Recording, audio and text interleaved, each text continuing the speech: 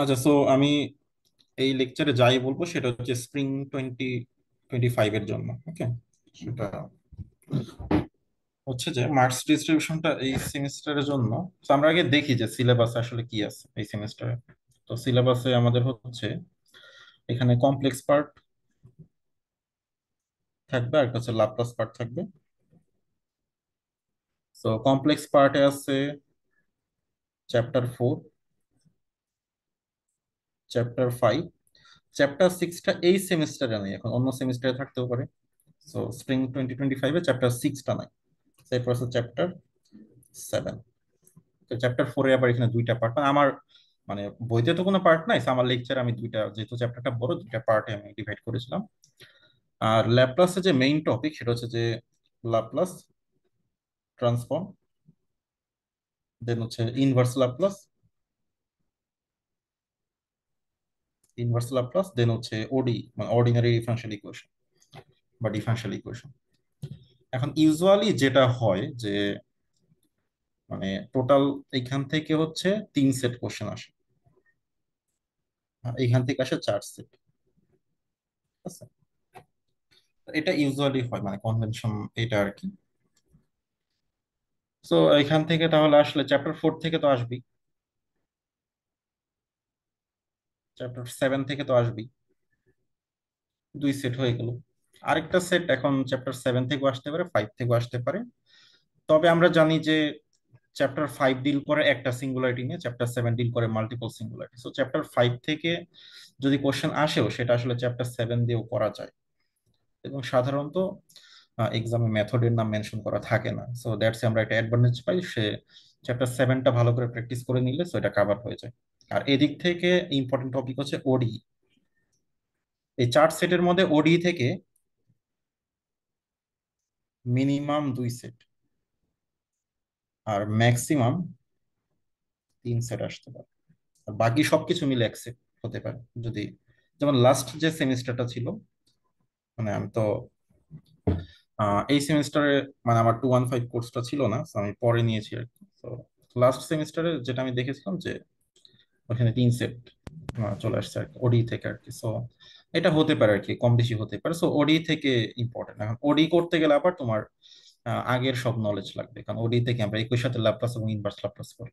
ওকে, so ওডি তোমাকে শিখতেই হবে, কিছু করার নাই, ওডি সব ম্যাথ করতেই হবে। আচ্ছা, সো আমরা তাহলে কমপ্লেক্স পার্ট একটু আসি।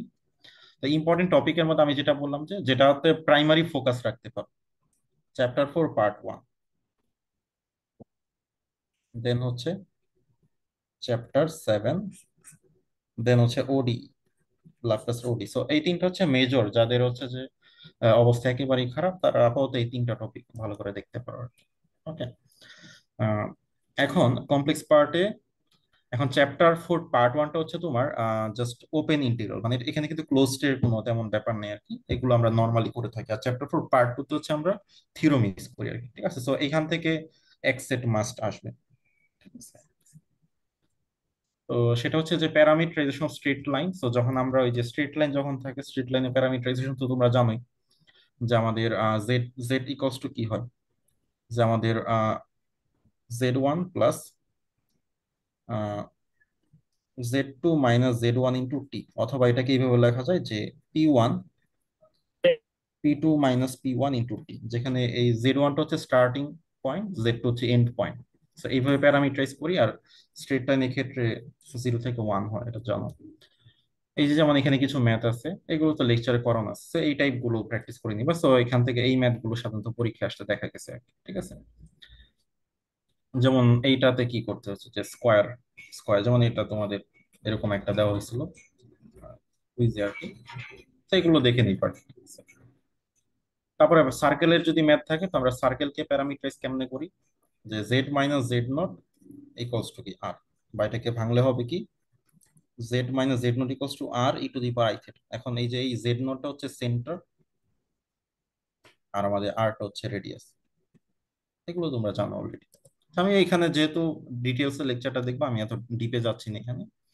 তো যেমন এখানে সার্কেল দিয়ে কিছু ম্যাথ আছে আর কি। ঠিক আছে, আর সার্কেলে যদি আমরা অ্যান্টি ক্লকওয়াইজ ঘুরি, 0 থেকে 2 পাই, ক্লকওয়াইজ হলে কি 2 পাই থেকে 0, এটা তোমরা জানো অলরেডি। তো এগুলো প্র্যাকটিস করে নিবে, এখানে সবগুলো করলে একটা আইডিয়া হয়ে যাবে, দেন মোটামুটি সব মেথই পারার কথা। ওকে। আর দেন চ্যাপ্টার 4 পার্ট 2 তে আমরা কি করি, পার্ট 2 তে মেইনলি যেটা করি যে যদি আমাদের ভেতরের ফাংশনটা অ্যানালাইটিক হয় তখন হচ্ছে আমরা ইন্টিগ্রেশন করে জিরো লিখতে পারি। যেমন এই ইন্টিগ্রেশনটা হবে জিরো। কারণটা কি, কারণ আমাদের এই ভেতরের ফাংশন জেড স্কোয়ার হচ্ছে অ্যানালাইটিক, কিন্তু এই ইন্টিগ্রেশনটা কিন্তু জিরো না। কারণ আমাদের ভেতরের ফাংশন কি এখন অ্যানালাইটিক? এটা কি অ্যানালাইটিক ফাংশন?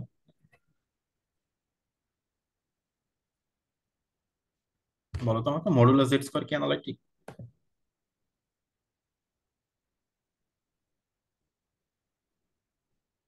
কি মনে হয়?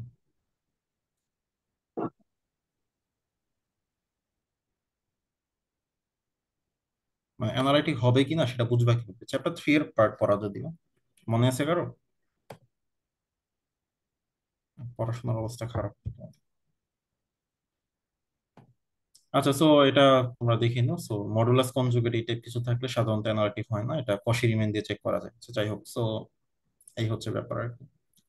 সো মানে সাধারণত এটা তেমন একটা কাজে লাগে না, আমাদের ক্লোজড ইন্টিগ্রাল হওয়া লাগে প্রথমত, আর ভেতরেটা যে অ্যানালাইটিক হয় তখন তুমি জিরো লিখতে পারো। আদারওয়াইজ এই থিওরেমটা তেমন একটা আমাদের কাজে আসে না আর কি। আচ্ছা, দেন হচ্ছে চ্যাপ্টার 5 হচ্ছে যদি একটা সিঙ্গুলারিটি থাকে, সো তাহলে হচ্ছে যে আমরা এই ফর্মুলাটি ইউজ করি।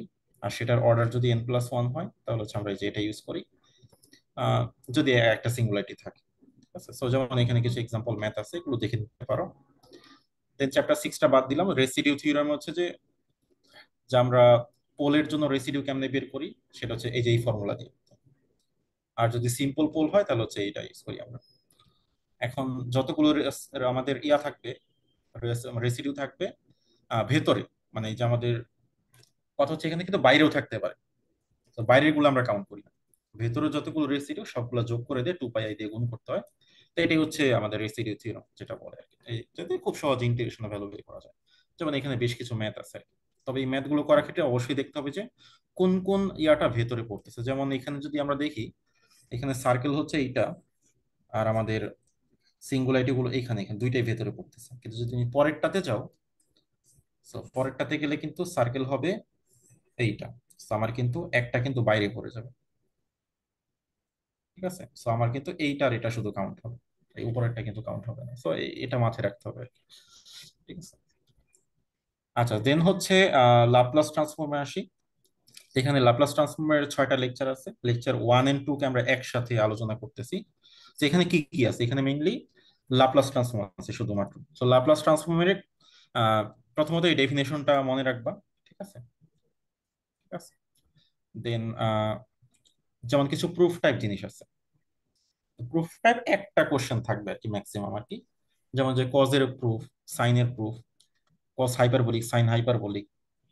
ঠিক আছে। আর হাইপারবলিক করার জন্য আমাদের এই জিনিসটা একটু মাথায় রাখতে হবে যে তুমি যদি হাইপারবলিক ফাংশনকে ডেরিভেটিভ করো,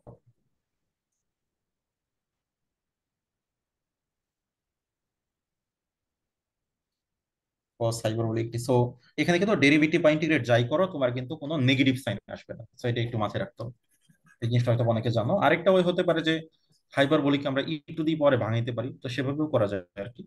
তো দুই ভাবে করা, যেটা ক্লাসে মনে হয় আমি দেখাইছিলাম তোমাদের। Okay?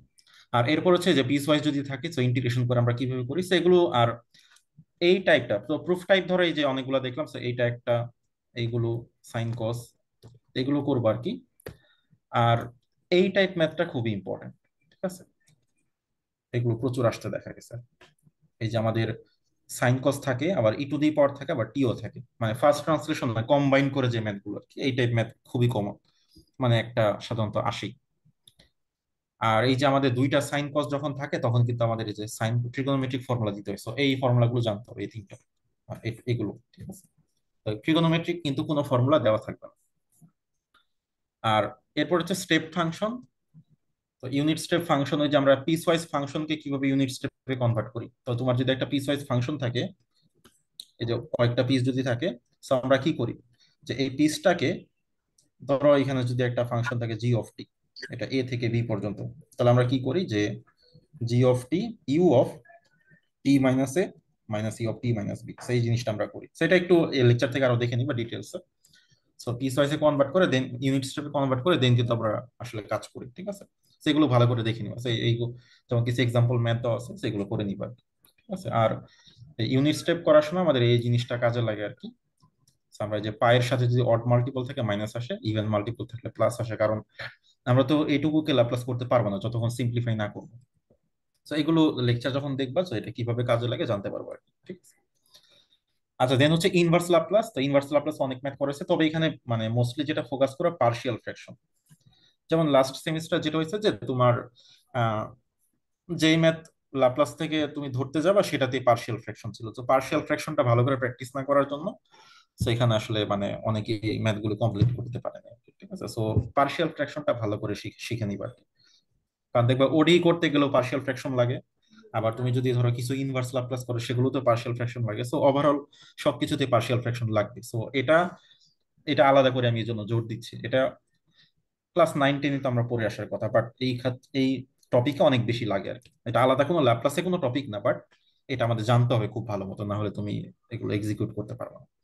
আচ্ছা, যেমন এই যে তোমাকে এই ম্যাথটা করতে গেলে পার্শিয়াল ফ্র্যাকশন করতে মানে এটা করা লাগবে না, বাট এই যে তোমার এই যেমন এটা পার্শিয়াল ফ্র্যাকশন করা লাগবে।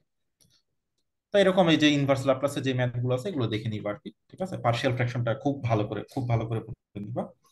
দেন হচ্ছে differential equation. Differential equation lecture 5 and 6 আলোচনা করা হয়েছে। নোট দ্যাট এখান থেকে মিনিমাম 2 সেট ম্যাক্সিমাম 3 সেট আসবে, ঠিক আছে? তো খুবই গুরুত্বপূর্ণ। তো সেই জন্য আমাদের এই সূত্রটা আমাদের শিটে দেওয়া থাকে, ঠিক আছে? আচ্ছা, সো লাপ্লাস থেকে তোমাদের একটা শিট দেওয়া হবে ফাইনালি কোশ্চেনের সাথে। একটা শিট আসে, তো কোন শিটটা আসে আমি একটু দেখাচ্ছি তোমাদের, ওকে, বের করে। সো লাপ্লাস থেকে এই শিটটা কি দেখতে পাচ্ছ? জি স্যার। শুধুমাত্র এই শিটে যা কিছু আছে এইগুলো তোমরা পেয়ে যাবা ফ্রিতে। এন্ড এর বাইরে কোনো কিছু দেওয়া থাকবে না, এক্সাম হলে প্রোভাইড করা হবে না। এখানে যা যা আছে এই একই ফরম্যাটে পাবা এক্সাম হলে, এটা প্রিন্টেড আকারে তোমাকে প্রোভাইড করা হবে।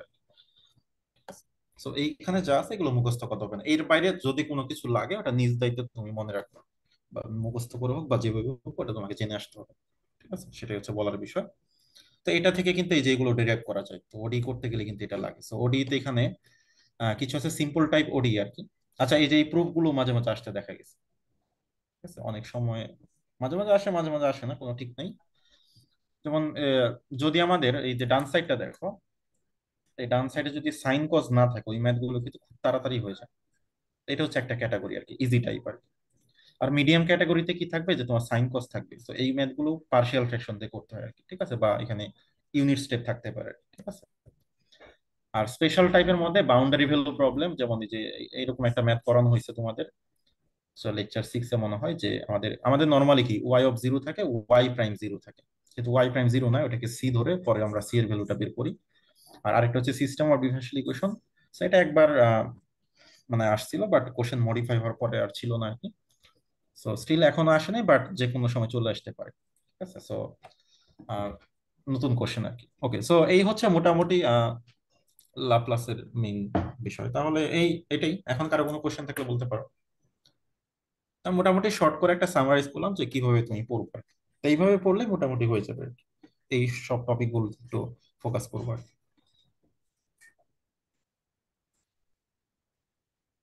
কারো কোনো কোশ্চেন থাকলে আর বলতে পারো। হচ্ছে স্যার, পিস ওয়াইজ ফাংশনে তো হচ্ছে যেমন একটা ইউনিট স্টেপ ফাংশন ওটা একটা করেছিলাম, আর একটা হচ্ছে যে ট্রান্সফর্ম ফর্মুলা দিয়ে। তো আমরা এক্সামে আসলে কোনটা দিয়ে করব?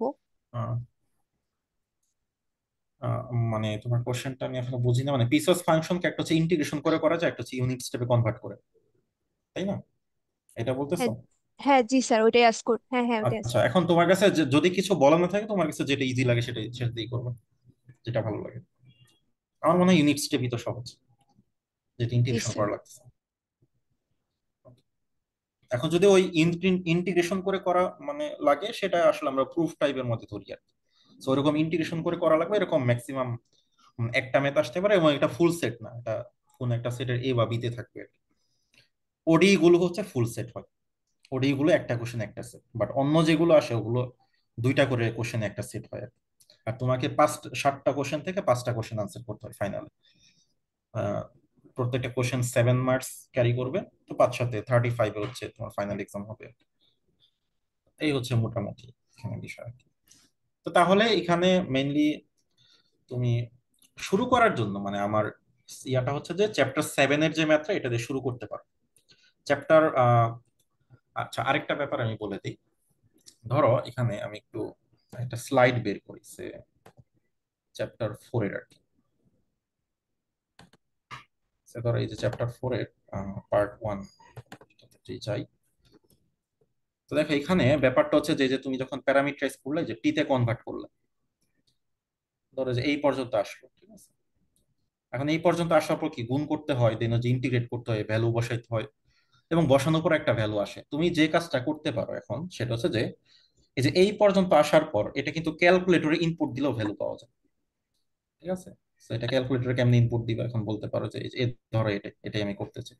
তুমি যে কাজটা করবা, ধরো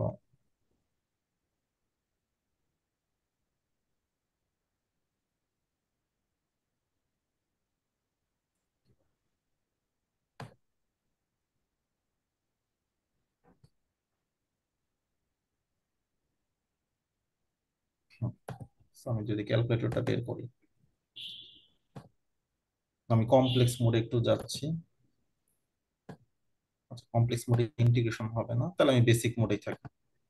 এখানে আমাদের যে কাজটা করতে হবে যে তুমি যে ধরো গুণ করে দিলা আর কি, ঠিক আছে। তো গুণ করে দেওয়ার পর তুমি যে রিয়েল পার্ট গুলোকে ইন্টিগ্রেট করে ইমাজিনারি পার্ট গুলোকে আলাদা করে ইন্টিগ্রেট করো। ধরো রিয়েল পার্ট কতটুকু, এই যে এখান থেকে শুরু করে এতটুকু না, এই যে 2 পর্যন্ত না, দেখো তো। মানে গুণটা তোমাকে হাতেই করতে হবে, দেন ইন্টিগ্রেশনটা তোমার আসলে করা দরকার নেই, যে রিয়েল পার্ট আর ইমাজিনারি পার্টটা আলাদা করবো। আচ্ছা ধরো আমি এটা নেই আর কি, করি দেখে আর কি। ধরো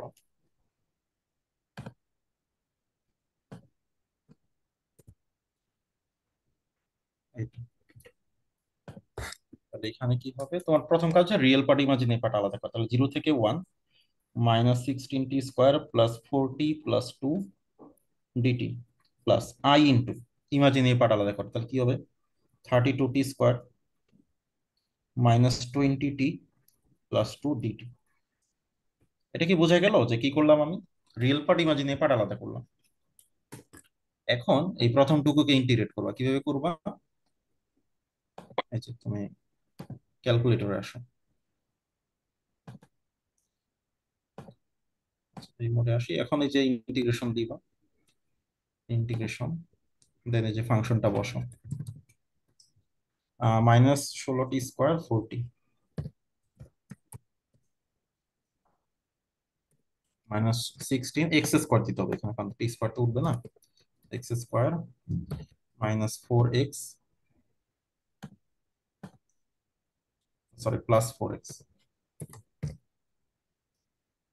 +2। সো লিমিট হচ্ছে 0 থেকে 1, এটা দিয়ে যে এন্টার দিলেই -4/3। সো চলে আসছে কিন্তু। তো আমরা দেখি এখানে কত ছিল আনসারটা। আচ্ছা এখানে বের করিনি, বাট রিয়েল পার্টটা তাহলে -4/3। তো সিমিলারলি ইমাজিনারি পার্ট ইনপুট একবারে চলে আসবে, তো তোমার কাজ কিন্তু একটু কমে যাবে আর কি। তো এটা আচ্ছা। তুমি করতে পারো আর কি চাইলে, কোনো সমস্যা নেই। সো তাহলে মেইনলি যেটা হচ্ছে যে গুণটাকে করতে হবে, গুণ করে রিয়েল ইমাজিনারি পার্ট আলাদা করে তুমি যে সরাসরি আনসারটা বের করতে পারো আর কি। এইটুকু শর্টকাট করতে পারো, সমস্যা নেই, তাহলে কষ্টটা একটু কমবে আর কি। বাট এর চেয়ে বেশি শর্টকাট আবার করতে যাও না। ওকে, সো এটা বুঝতে পারলাম। এখন এরপরে আর কি বলার ছিল আমার, মনে করি। আচ্ছা চ্যাপ্টার 4 এটাই বলা ছিল। আর চ্যাপ্টার 7 দিয়ে তুমি শুরু করতে পারো। চ্যাপ্টার 7টা মানে ডিফিকাল্টি লেভেল একটু কম, যেহেতু মানে ম্যাথটা মিলার চান্স ভালো, চ্যাপ্টার 7 বা 4 দিয়ে শুরু করতে পারো। আর আনলেস 4 যদি অনেক বড় ম্যাথ হয়। So, আর এরপরে তুমি লাপ্লাসের ধরো ওডির মধ্যে তো তোমার ক্যাটাগরি আছে, কোনটা সহজ কোনটা কঠিন। কঠিন ওডি দিয়ে শুরু করবা না, সহজ টাইপ ওডি যদি থাকে ওটা দিয়ে শুরু করতে পারো, বা বেসিক লাপ্লাসের ম্যাথ দিয়ে শুরু করতে পারো। ওডিটা একটু লাস্টে আনসার করো আর কি, তাহলে বেটার। তো দ্যাটস ইট, তো এতটুকুই আর কি। সো আমার এই যে পক্ষে শিটটা আজকে এতটুকু আমি দেখাইলেন, বললাম। যেটা এক্সামে দিবে, ওইটা একটু ডিসকর্ডে দিয়ে দিলে ভালো হইতো। কোনটা, ফর্মুলা যেই শিটটা? ফর্মুলা শিটটা। ওকে, আমি দিয়ে দিচ্ছি এখন, একটু পর স্যার, দিচ্ছি। স্যার ওডির ম্যাথ গুলো স্যার বাকি আছে অ্যাসাইনমেন্টের, স্যার অনেক বড় স্যার। স্যার কালকে রাত পর্যন্ত সাবমিশনটা দেন স্যার, প্লিজ স্যার। জি স্যার, জি স্যার।